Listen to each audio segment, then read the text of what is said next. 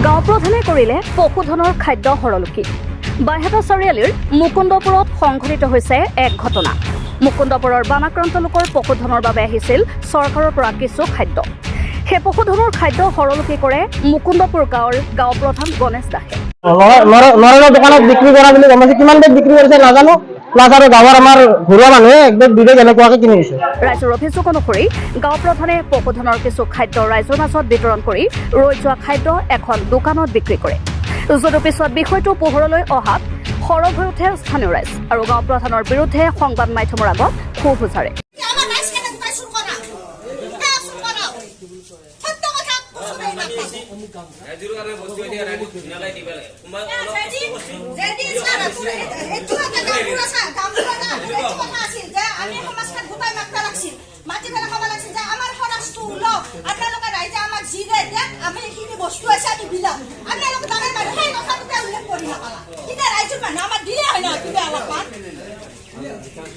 আমাৰ চাপৰ বিতৰণ হোৱাৰ পিছদিনা মই গাঁৱৰ ফালে ফুৰিব মানে কি মিলত আহোঁ, ধান মানিব আহোঁতে মোক মিলতে এজন মানুহে কয় যে চাপৰ তুমি কিনা নাই নেকি?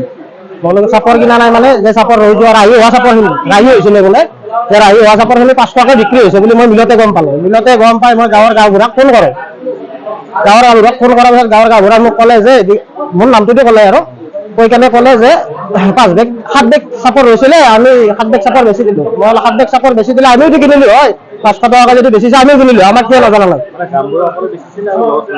তেখেতৰ লগত কোন আছে নাজানো, তেখেতক মই কল কৰিছিলোঁ, কল কৰোঁতে তেখেতে মোক তেনেকৈ কৈছে। তেনেকৈ কোৱাৰ পিছত মই ঠিক আছে তেনেকৈ কৈ মোক কৈছে যে আমাৰ গৌৰৱ সত্ৰৰ নামত পইচাটো আমি সত্ৰৰ সভাপতি সম্পৰ্কত ভটাই দিয়া বুলি কৈছে।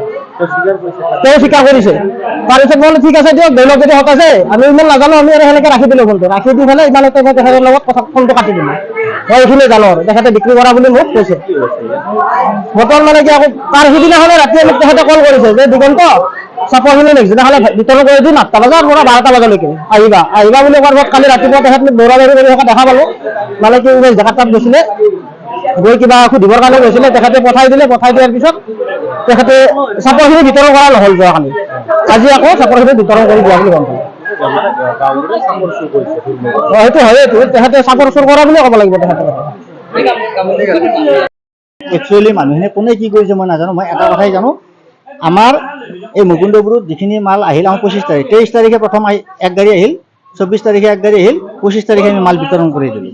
বিতৰণ কৰি দিওঁতে তেওঁলোকৰ কথা হ'ল কি, সেই মালখিনি আমি যেতিয়া বিতৰণ কৰি দিওঁতে আমাৰ কি হ'ল, হয়তো অলপমান বস্তু পিছত ৰাহি হ'ল। ৰাহি হোৱা মালখিনি আজি আমি আকৌ বিতৰণ কৰি দিছোঁ। সেইখিনি